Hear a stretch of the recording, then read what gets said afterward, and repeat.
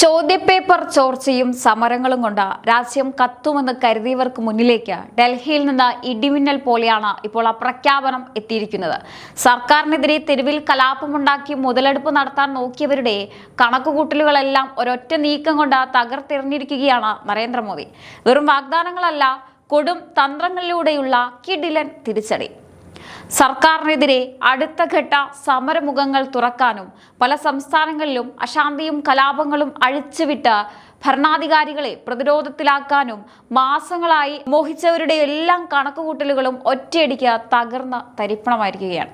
വെറുമൊരു ഭരണപരമായ പ്രഖ്യാപനത്തിനപ്പുറം രാജ്യത്തിന്റെ രാഷ്ട്രീയ ദിശ തന്നെ മാറ്റിയെഴുതുന്ന ഒരു മാസ്റ്റർ സ്ട്രോക്കാണ് ഇവിടെ ഇപ്പോൾ സംഭവിച്ചിരിക്കുന്നത്. ഇനി സമരം നടത്താം, രാജ്യത്ത് അസ്ഥിരത ഉണ്ടാക്കാമെന്ന് കരുതിയവർക്ക് മുന്നിലേക്ക് നരേന്ദ്രമോദി ഇറങ്ങി കളിച്ചിരിക്കുന്നത് തികച്ചും അപ്രതീക്ഷിതമായ ഒരു ചാണക്യ തന്ത്രത്തിലൂടെയാണ്. യുവാക്കളുടെയും വിദ്യാർത്ഥികളുടെയും വികാരങ്ങളെ കൃത്യമായി മനസ്സിലാക്കി രോഗത്തിന്റെ ആഴം കണ്ടെത്തി അതിന് വേരോടെ ചികിത്സ നൽകുന്ന ശക്തമായ ശൈലിയാണ് നരേന്ദ്രമോദി സർക്കാർ ഇവിടെ പുറത്തെടുത്തിരിക്കുന്നത്. വെറും പൊള്ളയായ വാഗ്ദാനങ്ങളും വാക്കുകളല്ല, മറിച്ച് കാര്യങ്ങൾ ചെയ്ത് കാണിക്കുന്നതാണ് തന്റെ ശൈലിയെന്ന് പ്രധാനമന്ത്രി നരേന്ദ്രമോദി വീണ്ടും തെളിയിച്ചിരിക്കുകയാണ്. സർക്കാരിനെതിരെ കട്ടപ്പുക തൊപ്പിക്കളയാമെന്നും മോദിയെ പ്രതിരോധത്തിലാക്കി താഴെ ഇറക്കാമെന്നും വ്യാമോഹിച്ചവരുടെ കയ്യിലെ ആയുധങ്ങൾ ഒന്നൊന്നായി ഊരിയെടുക്കുന്ന ആ കിടിലൻ നീക്കം എന്താണ് നമുക്ക് നോക്കാം. നീറ്റ് ചോദ്യപേപ്പർ ചോർച്ചയെ തുടർന്നുള്ള പ്രക്ഷോഭങ്ങൾക്കും ധർമ്മേന്ദ്ര പ്രധാന്റെ രാജിക്കും പിന്നാലെ രാജ്യത്തെ പരീക്ഷാ സംവിധാനം അടിമുടി പരിഷ്കരിക്കാനും കൂടുതൽ സുതാര്യവും സാങ്കേതിക വിദ്യാധിഷ്ഠിതവുമാക്കാനും ലക്ഷ്യമിടുകയാണ് ഇപ്പോൾ നരേന്ദ്രമോദി സർക്കാർ. പ്രമുഖ സാങ്കേതിക വിദ്യാ വിദഗ്ധനും ഇൻഫോസിസ് സഹസ്ഥാപകനുമായ നന്ദൻ നിലേഖനിയുടെ നേതൃത്വത്തിൽ ഹൈ പവർ ടാസ്ക് ഫോഴ്സ് രൂപീകരിച്ചതായി പ്രധാനമന്ത്രി നരേന്ദ്രമോദി അറിയിച്ചു. സോഷ്യൽ മീഡിയ പ്ലാറ്റ്ഫോമുകളിലൂടെ പങ്കുവച്ച പുതിയ വീഡിയോ സന്ദേശത്തിലൂടെയാണ് പ്രധാനമന്ത്രി ഈ ഒരു സുപ്രധാന പ്രഖ്യാപനം നടത്തിയത്. വിദ്യാർത്ഥികളുടെ ഭാവി സുരക്ഷിതമാക്കുന്നതിനാണ് ഗവൺമെന്റ് മുൻഗണന നൽകുന്നതെന്നും ചോദ്യപേപ്പർ ചോർച്ചയിലൂടെ വിദ്യാർത്ഥികളുടെ ഭാവി വെച്ച് കളിച്ച കുറ്റവാളികൾ ഇപ്പോൾ ജയിലിലാണെന്നും പരീക്ഷാ തട്ടിപ്പുകൾ തടയാൻ അതിവേഗ കോടതികൾ നിലവിൽ വരുന്നുണ്ടെന്നും അദ്ദേഹം പറഞ്ഞു. ഇനി നമ്മൾ കഴിഞ്ഞ കുറച്ച് ദിവസങ്ങളായി കേട്ടുകൊണ്ടിരിക്കുന്ന ഒരേ ഒരു വാക്കുണ്ടായിരുന്നു നീറ്റ് ചോദ്യപേപ്പർ ചോർച്ച. രാജ്യമാകെ കത്തിപ്പടർന്ന സമരങ്ങൾ, റോഡിലിറങ്ങി പ്രതിഷേധിച്ച ലക്ഷക്കണക്കിന് വിദ്യാർത്ഥികൾ, സർക്കാരിനെതിരെ രാപ്പകലില്ലാതെ ഉയർന്ന മുദ്രാവാക്യങ്ങൾ, ഒടുവിൽ വിദ്യാഭ്യാസ മന്ത്രിയായിരുന്ന ധർമ്മേന്ദ്ര പ്രധാന്റെ രാജിവെക്കലിലേക്ക് വരെ കാര്യങ്ങൾ എത്തിച്ചു ആ വിവാദം. ഒറ്റ വാക്കിൽ പറഞ്ഞാൽ ഇനി കളി മാറിയിരിക്കുന്നു. വിദ്യാർത്ഥികളുടെ ഭാവി വെച്ച് കളിച്ച ആ വൃത്തികെട്ട കളിക്ക് പിന്നിൽ പ്രവർത്തിച്ച സകല കുറ്റവാളികളും ഇന്ന് പൂട്ടിയത് എങ്ങനെയാണെന്ന് അറിയാമോ? നേരെ ജയിലിനുള്ളിൽ. ആരും രക്ഷപ്പെടില്ല. ഇനി ഇത്തരം തട്ടിപ്പുകൾ ആവർത്തിച്ചാൽ പൂട്ടാൻ വേണ്ടി രാജ്യത്ത് അതിവേഗ കോടതികൾ വരെ സർക്കാർ നിലവിൽ കൊണ്ടുവന്നു കഴിഞ്ഞു. അതുകൊണ്ടും തീർന്നില്ല. പരീക്ഷാ തട്ടിപ്പുകൾ നടത്തുന്നവന്റെ സർവവും തകർക്കുന്ന ഒരു കിടിലൻ നിയമ ഭേദഗതി ഉടൻ പാർലമെന്റിൽ വരികയാണ്. അതായത് 10 കോടി രൂപ പിഴയും ഒപ്പം 10 വർഷം കഠിന തടവും. ഇത്രയൊക്കെ ചെയ്തിട്ട് മോദി നിർത്തുമെന്ന് കരുതിയോ? ഇല്ല. ഇതിലും വലിയൊരു പണിയാണ് അടുത്തതായി വന്നത്.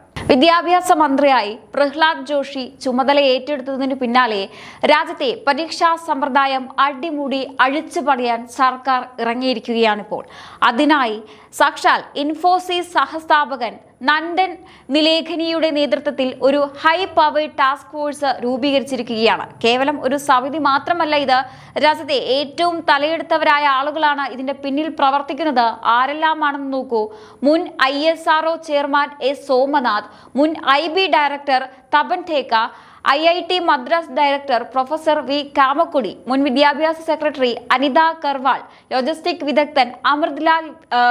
രാജ്യത്തെ ഏറ്റവും വലിയ സാങ്കേതിക പ്രതിഭകളും വിദഗ്ധരും ഒന്നിക്കുന്ന ഈ സമിതി നൽകുന്ന റിപ്പോർട്ടിന്റെ അടിസ്ഥാനത്തിലായിരിക്കും ഇനി വരാനിരിക്കുന്ന എല്ലാ പരീക്ഷകളും നടക്കുക. അതായത് സിസ്റ്റം ഫുൾ പ്രൂഫാക്കുകയാണ്. സർക്കാരിനെതിരെ സമരം നടത്താമെന്നും ഇനി രാജ്യത്ത് അസ്ഥിരത ഉണ്ടാക്കാമെന്നും കണക്കുകൂട്ടിയവരുടെ കയ്യിലെ ആയുധങ്ങളെല്ലാം ഒറ്റയടിക്ക് ഊരിയെടുത്തിരിക്കുകയാണ് ഇവിടെ ചെയ്തിരിക്കുന്നത്. കള്ളക്കളികൾക്ക് പിന്നിൽ ആരാണെന്ന് കൃത്യമായി അറിയാവുന്നതുകൊണ്ട് ഇനി എതിരാളികൾക്ക് ഒരിടത്തിരുന്ന് സമാധാനമായി റെസ്റ്റ് എടുക്കാം. കാര്യങ്ങൾ സുരക്ഷിതമാണ്. ഇപ്പോൾ കളി മാറ്റിയിരിക്കുകയാണ് പ്രധാനമന്ത്രി നരേന്ദ്രമോദി.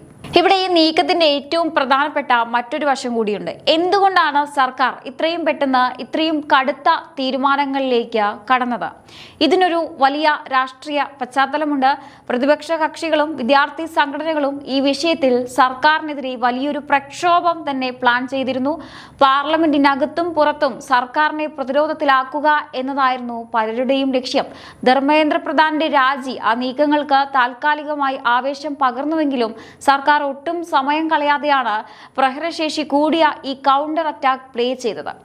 നന്ദൻ നിലേകനിയുടെ നേതൃത്വത്തിലുള്ള ഈ ടാസ്ക് ഫോഴ്സിന്റെ വരവോടെ ഇനി വരുന്ന നാഷണൽ ടെസ്റ്റിംഗ് ഏജൻസിയുടെ NTA പരീക്ഷകളെല്ലാം പൂർണ്ണമായും ഡിജിറ്റൽ ചെയ്യപ്പെടാനാണ് സാധ്യത. പേപ്പർ ചോർച്ചയ്ക്ക് പഴുതുകളില്ലാത്ത രീതിയിൽ ആധുനിക സാങ്കേതിക വിദ്യയുടെ സഹായത്തോടെ സുരക്ഷിതമായ ഒരു ഓൺലൈൻ അല്ലെങ്കിൽ ഹൈബ്രിഡ് മോഡൽ പരീക്ഷാ സംവിധാനം കൊണ്ടുവരാനാണ് സമിതിയുടെ നീക്കം. S സോമനാഥിനെയും തപൻ ഠേക്കയെയും പോലുള്ള പ്രമുഖരെ ഇതിലേക്ക് കൊണ്ടുവന്നത് തന്നെ സൈബർ സുരക്ഷയും കൃത്യതയും ഉറപ്പാക്കാനാണ്. പഞ്ചായത്ത് തലത്തിലോ മറ്റോ രീതിയിലുള്ള കാര്യങ്ങൾ അടച്ചുറപ്പില്ലാതെ കൈകാര്യം ചെയ്യാതെ പ്രശ്നത്തിന്റെ യഥാർത്ഥ വേരുകൾ എവിടെയാണ് കൃത്യമായി കണ്ടെത്തി അതിന് ശാശ്വതമായ മരുന്ന് നൽകുന്ന ശൈലിയാണ് ഇവിടെ പ്രധാനമന്ത്രി മോദി പുറത്തെടുത്തിരിക്കുന്നത്. ചോദ്യപേപ്പർ ചോർച്ച എന്നത് കേവലം ഒരു ചെറിയ വീഴ്ചയല്ല, മറിച്ച് നമ്മുടെ വിദ്യാഭ്യാസ സമ്പ്രദായത്തിന്റെ സുരക്ഷിതത്വത്തിൽ വന്നിട്ടുള്ള വലിയൊരു വിള്ളലാണ്. അവിടെയാണ് കേവലം പ്രസ്താവനകളിൽ ഒതുങ്ങി നിൽക്കാതെ രാജ്യത്തെ ഏറ്റവും വലിയ ടെക്നോക്രാറ്റുകളെയും വിദഗ്ധരെയും വെച്ചിട്ട് മോദി ഈ ഒരു മാസ്റ്റർ പ്ലാൻ ഇപ്പോൾ ഇറക്കിയിരിക്കുന്നത്, അല്ലെങ്കിൽ ഒരു സിസ്റ്റം തന്നെ അടിമുടി അഴിച്ചു പണിയാൻ സർക്കാർ തീരുമാനിച്ചിരിക്കുന്നത്.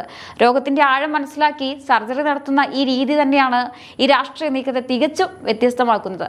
നീറ്റ് വിവാദവും ചോദ്യപേപ്പർ ചോർച്ചയും കത്തിപ്പടർന്നപ്പോൾ കേന്ദ്ര സർക്കാരിനെയും പ്രധാനമന്ത്രി നരേന്ദ്രമോദിയെയും നേരിട്ട് പ്രതിരോധത്തിലാക്കാൻ രാഹുൽ ഗാന്ധിയും മറ്റ് നേതാക്കളും ഇതിനെ ഒരു ബ്രഹ്മാസ്ത്രം പോലെയാണ് ഉപയോഗിച്ചത്.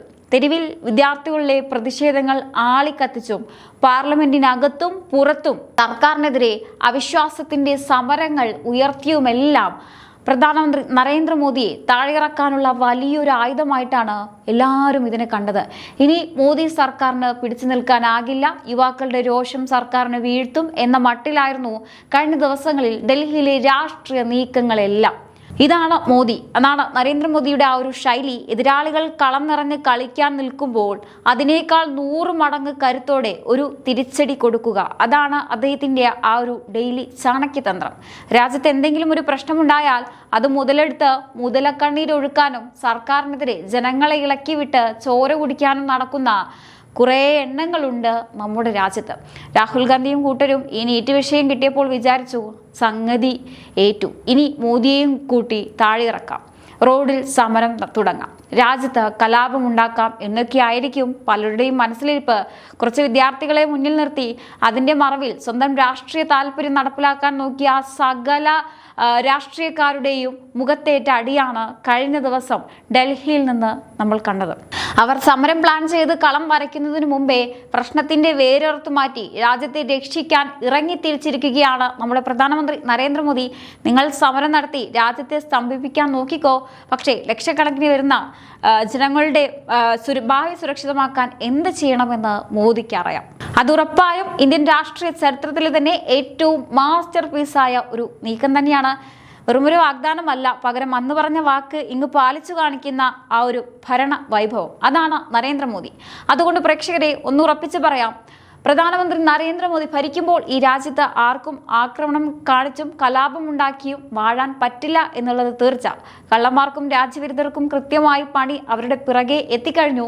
മോദി ഉള്ളിടത്തോളം കാലം ഈ രാജ്യം ശക്തമായി മുന്നോട്ട് പോവുക തന്നെ ചെയ്യും, അതിൽ യാതൊരു സംശയവുമില്ല. എന്തായാലും ഈ ഒരു പരിഷ്കരണത്തെക്കുറിച്ചുള്ള നിങ്ങളുടെ അഭിപ്രായങ്ങൾ തീർച്ചയായിട്ടും താഴെ കമന്റ് ബോക്സിൽ രേഖപ്പെടുത്തുക.